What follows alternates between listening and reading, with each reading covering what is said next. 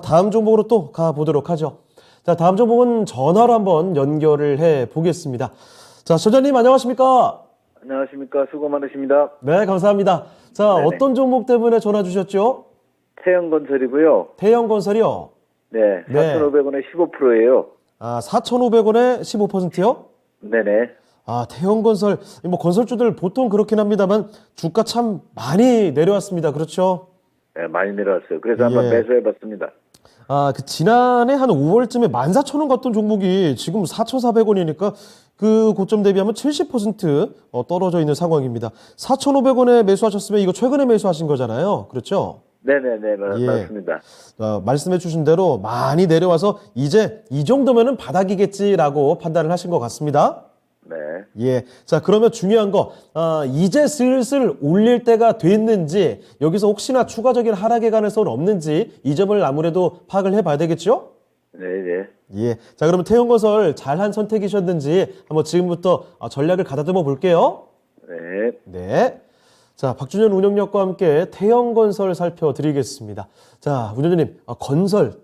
이 중에서 태형건설입니다. 주가 사실 굉장히 많이 떨어졌는데, 최근 들어서 사실 뭐 네옴시티, 우크라체건 이렇게 해서 조금씩 올라갈 만도 한데, 태형건설은 많이 올라가지 못했던 것 같아요. 이거 어떻게 좀 보고 계십니까? 안 되죠. 저는 지금 제가 가장 피해야 되는 업종 자체가 중소형 건설사라고 얘기하고 있거든요. 예. 대형 건설사는 그래도 해외 쪽에 수주 모멘텀이 그래도 있기 때문에 나쁘지가 않습니다. 네.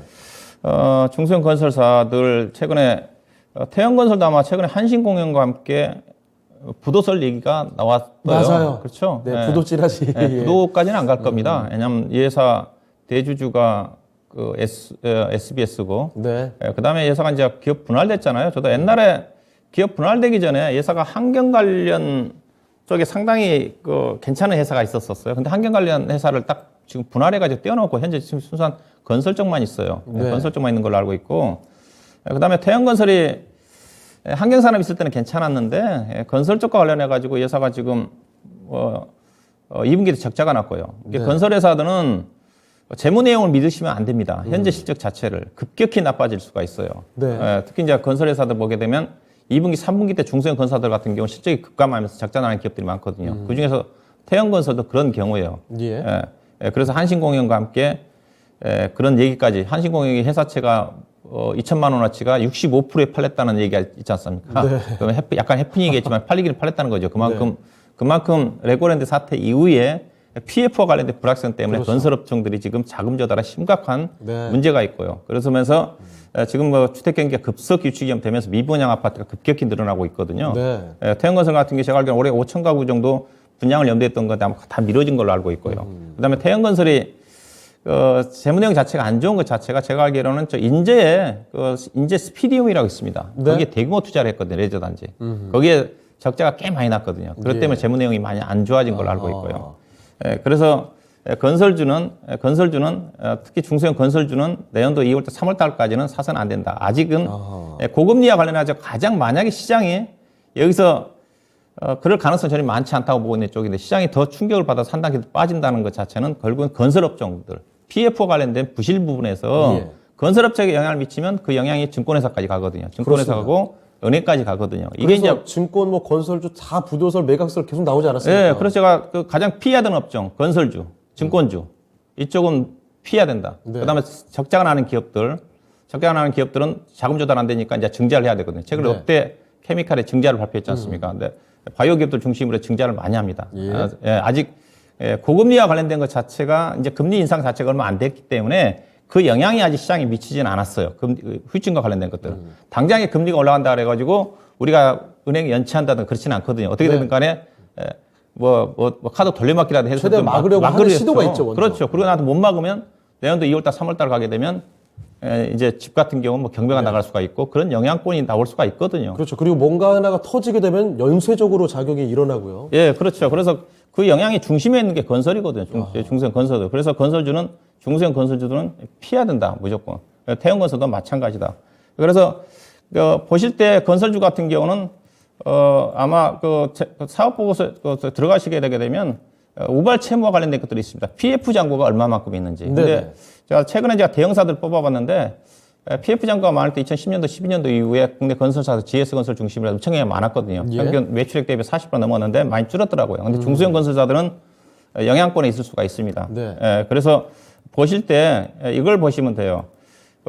재무제표에 들어가셔서 보게 되게 되면 유동자산이라고 있습니다. 유동자산 쪽에 이게 매출채권이 있거든요. 건설회사 같은 경우. 예. 이게 매출채권인데 지금 태형건설 같은 매출채권이 4,949억입니다. 이게 매출채권이 뭐냐면 아파트라든가 어떤 분양을 해놓고 돈을 못 받은 게입니다. 근데 실적은 반영시켰거든요. 돈을 받을 줄 알고 예상 매출금이죠. 받을 걸 매출채권 잡아놨는데 돈을 못 받는다. 그러면 이제 한꺼번에 부실을 팍 터지면 그렇죠. 적자가 나면서 자본이 잘못되고 그럴 수가 있거든요. 근데 그럴 수준 정도는 아니에요. 태형건설이. 보니까 매출액이 2조 5천억인데 지금 매출채권이 6월 말 기준에 5천억이거든요. 그럼 25%입니다.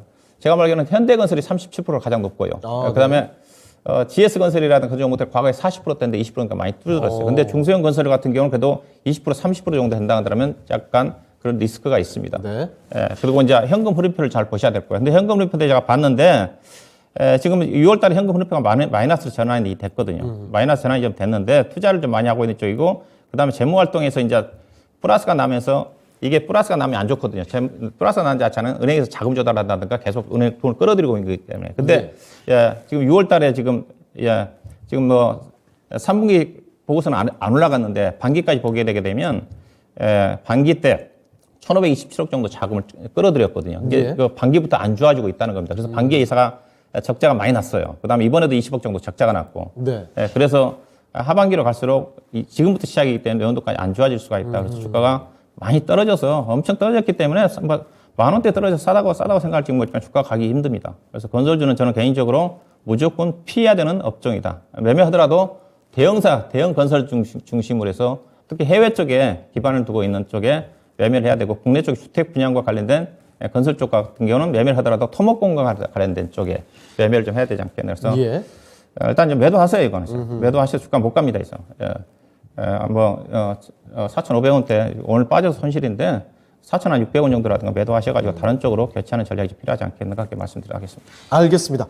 자, 전장님, 일단은요, 중소형 건설사 이쪽은 내년 상반기까지는 접근 금지를 말씀을 해주셨습니다. 자, 그래서 싸 보인다고 현혹되지 말자라는 점을 말씀을 해주셨어요. 일단 지금은 손실 거의 나지 않은 상태죠. 4,500원에 매수하셨는데 4,600원 정도 약간 수익 정도에서 나오시고 다른 종목으로 한번 새로 들어가 보시는 게 어떨까 싶습니다. 답변 충분히 되셨습니까? 네네, 감사합니다. 고맙습니다. 많은 도움 됐네요. 네, 알겠습니다. 다음에 또 궁금한 종목 있을 때 바로 연락 주세요. 네네, 고맙습니다. 네. 자, 이렇게 종목 진단을 해봤습니다. 대형건설 살펴드렸습니다.